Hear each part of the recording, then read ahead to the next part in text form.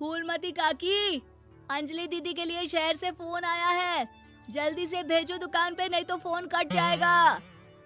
हाँ हाँ बेटा, अभी भेजती हूँ। अंजलि बेटा, तेरे लिए शहर से फोन है। सब काम छोड़ के जल्दी जाके सुन ले, नहीं तो फोन कट जाएगा। हाँ माँ, अभी जाती हूँ। जरूर मीनाक्षी दीदी का फोन आया होगा। हाय अंजलि। नमस्ते दीदी, मेरा मतलब हाय, कैसी हो आप? यहाँ तो सब ठीक है। मामा मामी कैसे हैं? तू कैसी है? मेरे तो एग्जाम्स होने वाले हैं। हर रोज कॉलेज जाना पड़ता है। Lectures, extra classes, private coaching. Oh, मैं तो इतना थक जाती हूँ, क्या बताऊँ। आपकी कॉलेज वाली बहन जी आपको इतना पढ़ाती है, तो घर कब जाती हैं आप दीदी?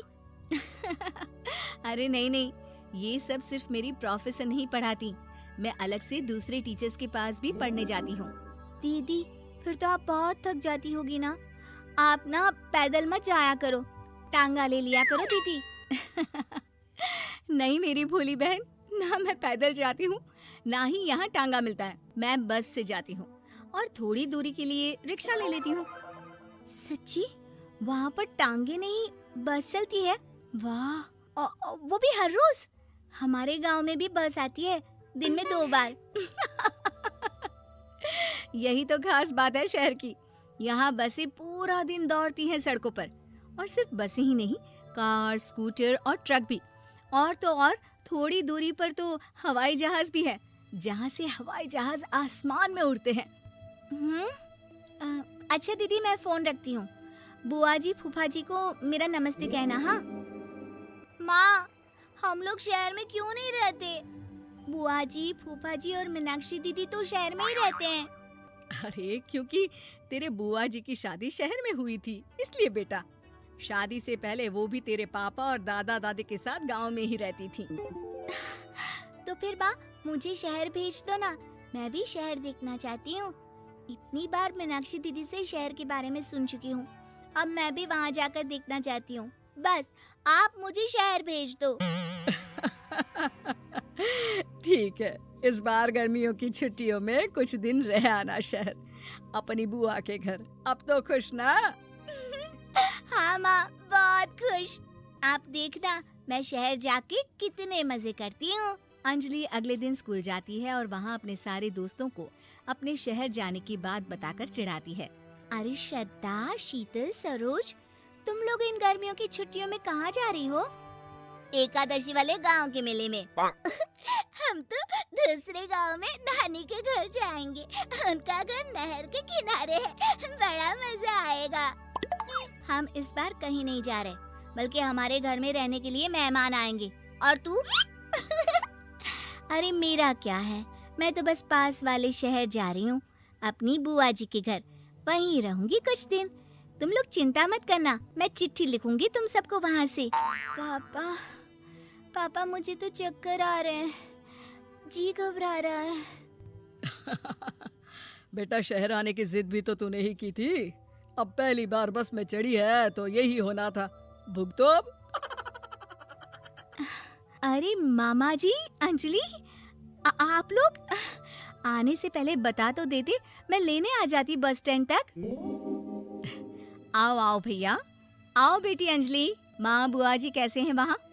और भाभी कैसी हैं? सब ठीक है, बस अंजलि जिद कर रही थी कुछ दिन आप लोगों के साथ रहने की, सो छोड़ने आ गया। दीदी, आप मुझे शहर घुमाने ले जाओ ना, मुझे भी शहर देखना है। हाँ हाँ, चल तैयार हो जा जल्दी से।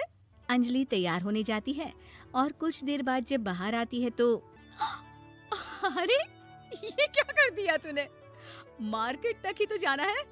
इतनी डार्क रेड लिपस्टिक, इतने बड़े बड़े झुमके और चूड़ियां और चेहरे पर इतना सारा पाउडर।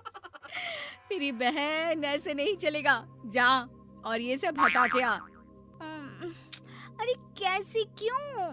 मैंने शहर आने के लिए इतनी मेहनत से ये सब इकट्ठा किया था। और वैसे भी मैंने देखा है मोहल्ले की राधा काकी के टीवी पर एक फिल्म चल रही थी, उसमें हीरोइनें ना ऐसे ही तैयार होकर जाती है घूमने। सब पता है मुझे, मैं तो ऐसे ही जाऊंगी दीदी। अंजलि शहर की चकाचौंध को देखकर बहुत हैरान और खुश होती है। ऊंची ऊंची इमारतें, सड़क पर दौड़ती गाड़ियाँ, बड़ी बड़ी दुकानें, उसकी एक्साइटमेंट का ठिकाना नहीं था। दीदी, ये छोटा सा कमरा सड़क के किनारे क्यों रखा है? इसमें कौन रहता होगा? ये कमरा नहीं, पीसीओ है, पीसीओ। यहाँ पर लोग फोन करने आते हैं, सिक्का डालकर। ओह, हमारे गांव में तो दुकान पे ही जाते हैं बात करने। अच्छा चल, तुझे रेस्टोरेंट में खाना खिलाने ले चलती हूँ। Excuse me, 2 plate noodles please and 2 Cola. Meenakshi को ऑर्डर प्लेस करते हुए अंजलि बहुत ध्यान से देखती है और थोड़ी ही देर में ऑर्डर लेकर वेटर आ जाता है और खाना टेबल पर रख देता है। अरे, ये लंबी लंबी सेवइयाँ खाते कैसे हैं दीदी? और इसके साथ कोई अचार, प्याज, मूली कुछ भी नहीं दिया, बस ये छोटा सा पेट खुजाने वाला दे दिया है। गांव में तो छोटे छोटे चावल ही होते हैं जो कि हाथ से ही खा लेती हूँ। अब इसे कैसे खाऊं दीदी? एक्सक्यूज मी, एक चम्मच प्लीज, और लिटिल प्याज और अचार और मूली और एक गिलास मट्ठा, वो बाद में। हाँ। अब ये सब सुनकर आसपास बैठे लोगों को हंसी आ जाती है।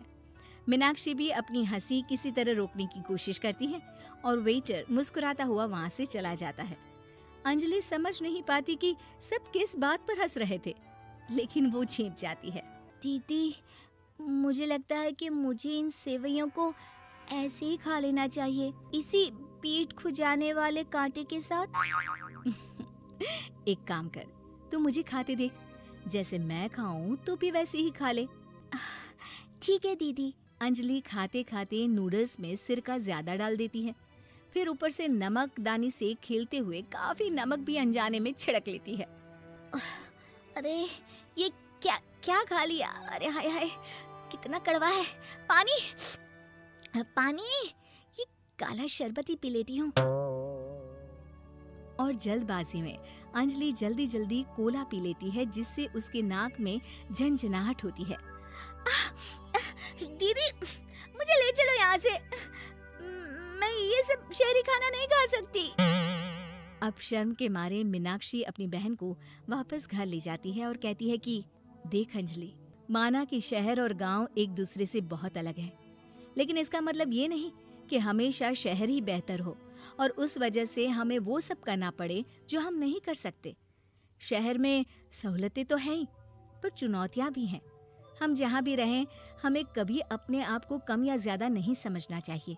और किसी भी नई जगह में ढलने में समय लगता है, उसके लिए तुम्हें दूसरों की नकल करने की कोई जरूरत नहीं है। बेटा, घूम लिया शहर या अभी और घूमना है? नहीं पापा, मैं अपनी गलती समझ गई हूँ, आप गांव ही ले चलिए मुझे।